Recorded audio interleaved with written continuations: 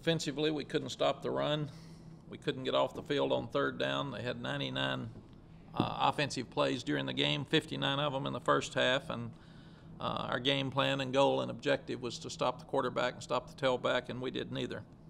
Offensively, we didn't convert on third and fourth downs. We were 5 of 20, ended up in a lot of third and longs and fourth and long situations. We didn't stay on the field in those situations, which would have helped our defense, and they wouldn't have been out there so much, especially in the first half. We still ran 82 plays, but should have produced more points than 21. Kicking game, Anthony Farah and Nick Rose did a good job. They continue to do a good job. We did make 2 critical mistakes, roughing the punter and roughing the punt catcher, both of which were killers. One of them, the roughing the punt catcher, took them off the goal line, and the other one, when we had a lead, gave them a lot of momentum, and we really didn't turn that momentum back for the rest of the game.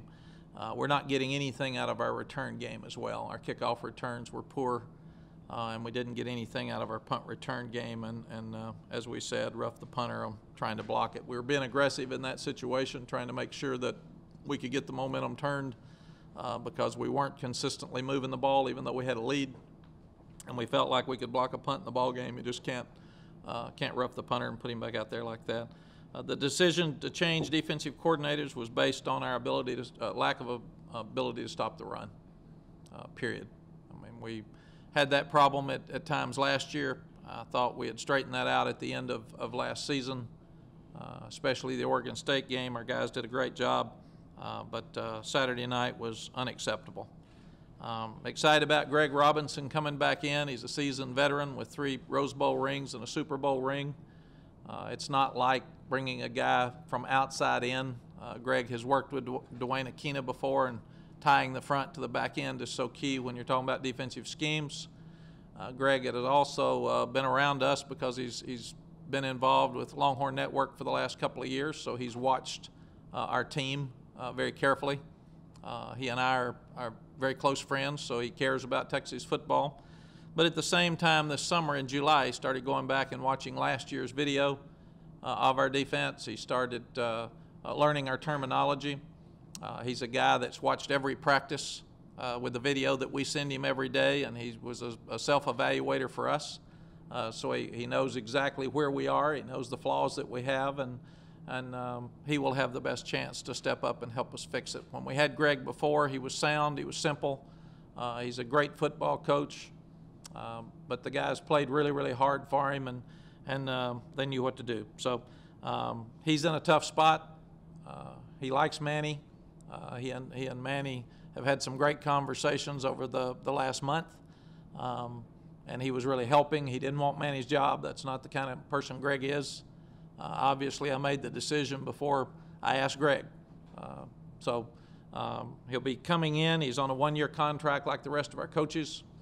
He will be making $250,000 to start out with. But he does know the playbook, and he should help us this weekend and then moving forward. This weekend will be a tougher time for him, but he was out at practice last night. He did spend time with the linebackers. He and Dwayne Akina stayed up into the late hours last night looking at us right now because we've got to get us fixed, and we're more important to get fixed than Ole Miss. Injury update, DeJay sprained his ankle on the 3rd play of the game, and he's out for this week. David Ash had a head and shoulder injury, and they will continue to evaluate him and monitor him throughout the week. Depth chart, the only change is with DeJay out, Jackson Shipley will go to the slot, and Kendall Sanders will move to the wide receiver spot across from Mike Davis. And Kendall made some good plays Saturday night. Mike and Jackson Shipley played great. Ole Miss, Hugh Freeze has done a great job. They've really improved since we played them last year. They got a lot of momentum at the end of the year, won their bowl game, carried that over into the #1 recruiting class in the country. They're a very talented young team. They're bigger and stronger up front on defense than they were last year, and at the same time, they run faster. So they are a fast defense. Offensively, they returned 8 starters, and they run what we see about every week in the Big 12. They're a no-huddle, up-tempo offense, got great speed that we saw last year. They scored 31 points against us last year and gave us problems, and we understand that'll be a tough game for us on Saturday night, but we need to get back on track. Guys understand it. They've been here before. They're disappointed in what happened Saturday night. They're smart young people. They understand we need to get better, and their total focus will be to win Saturday night. Kansas State game has also been slated for 7 o'clock on ABC. Questions? How difficult was that conversation with Manny so close to the emotion of the game? Manny is great. He's one of the best young people I've ever been around. He's a tremendous coach. For whatever reason, it wasn't working, but he understood. He's for Texas. He knew Saturday night it didn't work.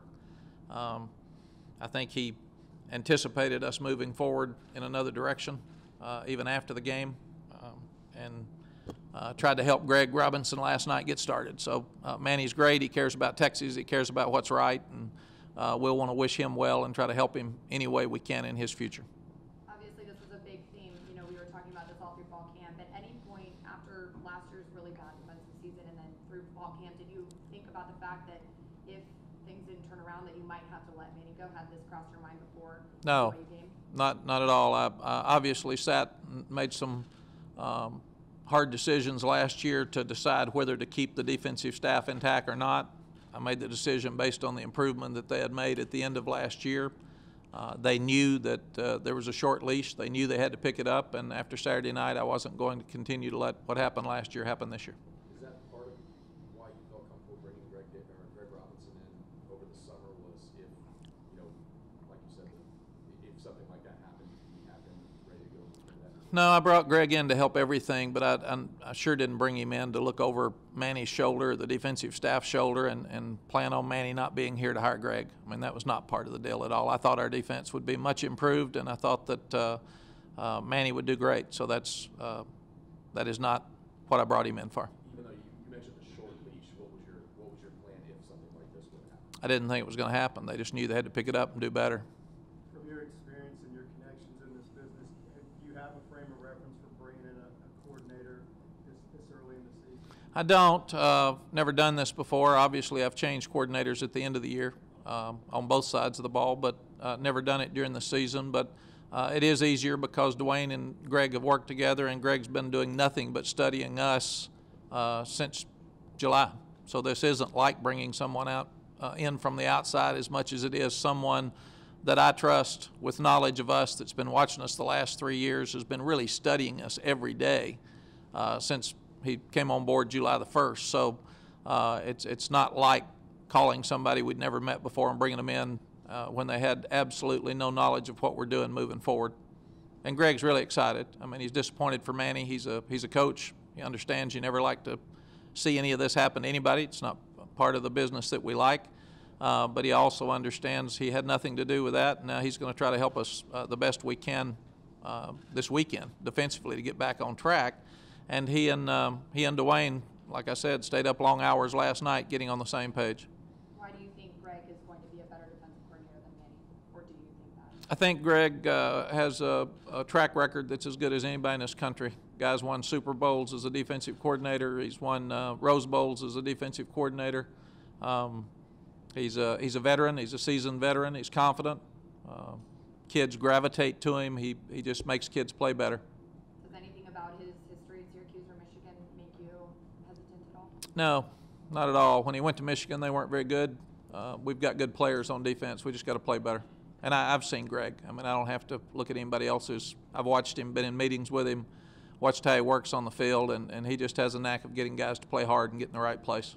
Can you tell us about the way this was communicated to the team and how they reacted? Yes, I'm always very direct with our team and our coaches, and our guys come over for, we didn't get back till, I think they got back to their dorms and apartments by 5 in the morning or something with a rain delay on Saturday night. And I thought about this Saturday night and made the decision Sunday afternoon, move forward with it. And the first thing we wanted to do is the players come over at 3:30 for training check and weights. And I wanted to go down and tell them exactly where we were, what I did, why I did it, and where we're going. Realistically, what can Greg do with 3 or 4 days before the next I thought our schemes have been good. We just need to execute them better. We've been very inconsistent. You could see time Saturday night we made a play. The next play, the same play they run, and we don't make a play. So we just got to be more consistent across the board. And that's one thing Greg can do with his experience. He can help us make sure that we're in the right places time after time. Were there any other guys you considered, or was it you already knew that Greg No, was going to be it? no. I don't know that I could have done this unless Greg had been very involved in our program and was so far ahead of anyone else that we could consider bringing in. Did you talk with anyone else when trying to decide what to do? With No. Manning? No. I made the decision by myself. Obviously, I had to talk to DeLoss about the process. But when I made the decision, I talked to him and we moved forward. After an emotional decision like this, especially on the defensive side of the ball, how do you get everybody kind of going again and back into a big place? These guys have worked so hard that they want to win, and they know I want to win, and they know that's a hard decision, and know I wouldn't have made it unless I thought I needed to make it to make us better. Does it make us better on Saturday night? Who knows? But we can play a lot better than we did the other night. And I also told them this isn't Manny's fault by himself. You can throw me in there. You can throw the other defensive coaches. You can throw all you players. You can throw the offense. If they'd stayed on the field more, maybe we've gotten off the field a little quicker and hadn't been worn out on defense. So they all understand it. It's not a one man takes the hit. It wasn't about him. It's about all of us. We got to fix it. Is it realistic to think that you guys can get in shape where, once we're down the road at Oklahoma and things like that you guys are where we kept talking about you would be this season? We want to beat Ole Miss. That's it. Get back on track. Do the best we can. We've lost one game. A lot of great teams across the country have lost one game. And what we need to do is get back on track, win this weekend, and get ready for Kansas State and the start of conference play next week at 7 o'clock on ABC. Can Robinson give you the defense that you're hoping to have this season? Think so, or I wouldn't have brought him back. With the offensive firepower that Ole Miss showed last year, that was kind of the turning point of the defense last season. Does that make it an even more difficult situation for Greg coming in with this particular game and this offense? Yes, Ole Miss is really playing well on offense right now and averaging 38 points a game or something. And at the same time, I think it's a good test for us because it's what we're going to see in the Big 12. So Greg might as well get used to it. He'll see that every week in this league. Is this a decision you'll stick with throughout the season regardless of what happens with Greg? Yes. Yes. I've hired Greg as the defensive coordinator moving forward. The problems Bo Wallace presents, he can run the read, but obviously a pretty good passer as well. Yes, he's a really good quarterback. He and David both played really well in our game last year, and hopefully David will be well enough to play this weekend, and we can see two great quarterbacks out there again.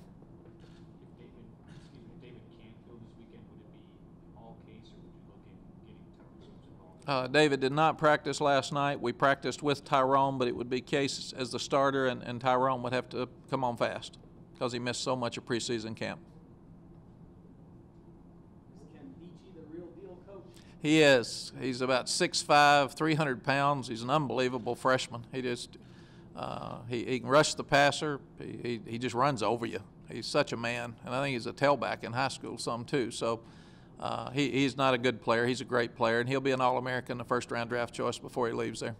How concerned are you with the offensive line? Offensive line did some good things the other night. We were in so many third and long situations, and Brigham Young's got some great pass rushers. Kyle Vanoy's as publicized. He's a great player, not a good player. But we ran the ball well at times and could have run it at other times better. We made some mistakes at quarterback and running back and even receiver that hurt us up front. But I'm still positive about those guys moving forward. When you don't score more than 21 points, it always goes to the offensive line. A lot of times people could have helped them with other things. What made you confident that Manny could continue what he did at the end of the year last year? Why did you make the decision to stay with him? We felt like that all the guys but two were coming back. He had some opportunities to leave, and he felt the same way. I talked to our defensive staff. They felt the same way. They were all very confident that what we saw at Oregon State would be what we'd see this year. After just 2 games, Coach, is it too early to circle the wagons and reminding guys there's still a lot to play for, a Big 12 title, and one loss can't beat you twice? Yes, our guys understand that. Like I said, this is an older team. They're smart guys. They've been here before. They know all the distractions that come with a loss at Texas. I mean, it's not new. It's the same. It's the same after every loss we've had for 16 years. I don't have to read it or listen to it. I could repeat it, and they know that. That's just part of the deal with them. They know that it's about winning, and when you don't play well and you don't win here, it's not good, and they understand that. Of course, as head coach of Texas, you're always feeling plenty of pressure, but after the way the BYU game went, do you feel any more, especially having to shake things up so early in the season? I really don't. I felt like we needed to fix some things, and we fixed them, and that's my job. One of the things you kept saying Greg was very good at is motivating players and really being very passionate with them. Do you think that's something, one of the bigger things that was missing with Manny? No, I thought inconsistency. Manny's smart. He was a great defensive coordinator when he came here from Mississippi State. He didn't get dumb all of a sudden. But we were playing very inconsistently. So like I said, it's across the board. All of us could have helped him better. Is that one of the things you're excited, though, for Greg to kind of light a fire under these guys? Yes. Will he keep everything that Manny was doing, or will he simplify things? He's in the process of evaluating all that right now. He will not be available this week because, needless to say, he's overloaded. So I won't be meeting with him much. He'll have a lot going on, but he's looking at right now. But he's watched us every day. So I mean, it's not like he's not aware of things that he was talking to Manny about. He and Manny talked about every night, or text every night about things that we thought we could improve. So he's coming in way ahead of the curve with knowledge of what we're doing and things that he thinks that he can change. Would you anticipate him opening some positions up for competition? They're always open for competition, and with his eyes on them, I think the linebackers knew when he actually worked the linebackers out last night. He and Dwayne were out there with the defense and looking at structures and things last night, and what he does as good as anybody. He's very fundamentally sound. He was going back and working on tackling and footwork and all those things last night. You said he won't be available this week. You meant that in the sense that it'll be hard to get in touch with them, or how did you mean that? You just said he won't be available. To you all, he will not come over today. I'm sorry. No, I'll be able to get in touch with him. I'll try to call him if I need him. Is he going to be moving here? Yes. Part-time, right? Yes. I'm sure he was going back and forth. I'm sure now he'll get a place and he'll have to do all that. I'm sure he won't be doing it this week. He's got his hands full. Probably open date. Maybe he can get his wife to come look. Hanging out on the couch. Yeah. He won't be in an apartment anyway. He won't have time. How different is this for you from anything you've had to do since you got here? It's a lot different. It's not something I enjoy. But like I said, I've made hard decisions and had to change some coaches before, and it's one of the things in this business that people don't like because it's so public. It affects families and it affects coaches across the country, and I think as especially president of the AFCA, it's not something you like to see done, and at the same time, coaches across the country have to win. So the message is you got to make decisions when things aren't going well to get them fixed, and there's no different than that in your all's business. If your ratings are bad, they fix them. Sometimes you're the fixer. What's the toughest part about doing it in season for you? I don't. It's not any tougher in season than it is out of season. It's tough to do it. Not something I'm proud of, but it's something you have to do. Like I said, my job's to help us win. And Saturday night, we looked inept and we needed to get fixed. Like you spent obviously a lot of time this offseason saying that you thought you were in position to win all the games. To lose Saturday in kind of the way you did, how much of a shock was it to you? Your perception of the team? It's disappointing, but I think we still have a chance to go win the rest of the games in the Big 12 championship, and I'm not discouraged in that. I was disappointed in top to bottom the way we played, and give Brigham Young a lot of that credit. They played so much better than they did in the opening ball game. In fact, we've watched them now over the last 3 years, and that's by far the best I've ever seen them play. Quarterback looked like an All-American. Guys never looked like that. He was unbelievable. The back we knew was a good player. Their offensive line played so much better Saturday night than they did against Virginia. So they were in trouble last week and had some desperate moments, and they pulled together and played great on Saturday night. We're planning on doing the same. Coaches, Magic Mike showing why people need to come back for their senior season and raise their stock? He really is. Jackson Shipley and Mike played over 80-something plays Saturday night and played great. That's the disappointing thing about a game like that Saturday night. There's so many guys that played really, really well, and you don't even talk about them because of the negatives. But those two guys were two that the offensive coaches really pointed out that played great, played hard all night. They blocked, they fought, they competed. And Mike's just got such a great knack at jumping up with his timing and getting the deep ball. He's becoming one of the best in the country at that. What were some of the positives that you did see from the defense Saturday? Were there any? Yeah, Jordan Hicks played good. Chris Whaley continues to play really well. Malcolm Brown played well. Jackson Jeffcoat, Ced Reed, all those guys played well. We were just out there too much. And some of the secondary guys played well. But there was enough mistakes that it's really interesting. I've watched that thing so many times, and on one play everybody's in the right position and doing it perfectly. On the next play it just looks like we were lost. So that's what we got to do. We got to get more consistent. You mentioned Hicks and Jeffcoat, some of the leaders on the defense. How much will you rely on them now with this change in Greg Robinson? Well, a whole lot. They're smart kids. They get it. They understand that I'm going to do whatever we need to do to win, and they got that part of it too. They were very vocal in the dressing room and very positive, telling the guys to get your head up. We didn't get it done tonight, but let's don't let one beat us twice and get back on track. And I thought the meeting was very good yesterday. When I made the decision and talked to Manny and the defensive staff separately and together, then I went immediately and told the offensive staff, and then I went down and told the kids. And just told them exactly that, like I said, it's sure not all Manny's fault, but we got to get some things fixed, and they're part of the issue too. We're all part of the issue, so we all got to pull together and fix it. It's been said that Manny will be reassigned within the department. What do you see his role? I don't know. That'll be up to he and DeLoss. You talked about Coach Robinson, watching a lot of video of these guys before this last game. Was he okay with what he saw from the defense? I think obviously there were some things that he feels like he can fix, and I think that's what I'm excited about coming here, if not this week, because again it's tough to he doesn't have a magic wand, but I don't think there's that much that needs to be fixed. We're closer than it looked Saturday night. Did Manny have a chance to talk to the players or to the coaches and anything that he said? No, he had a chance to talk to the defensive staff. I don't think he talked to I don't know about, I'm sure he talked to close friends, individuals on the staff, but Manny's a class guy.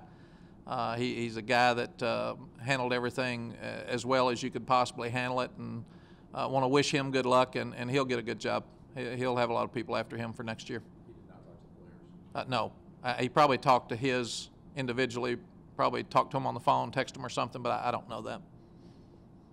Jeff Scott's a guy that probably occupies some of Greg's attention this week. What does it present when you have a burner at running back? You think the receivers, but as a running back with that speed? He was doing for them what Dejae was doing for us. I mean, he's a guy in space that can score every time you touch it. He wins the Vanderbilt game on a sweep just because he outruns everybody. And he did that to us last year. So he's a guy that will definitely have our attention. Today, Greg will be working mostly on us, and then he'll have to start working on Ole Miss as we move forward. But he's got enough right now. He probably doesn't know the names of the Ole Miss players yet.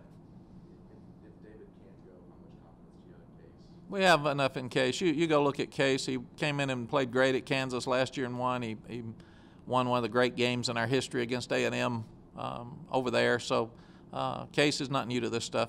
He just he can step in and take over without any question. Coach, David's also the team's leading rusher. What's your assessment of the running game so far? I think the running game's been good.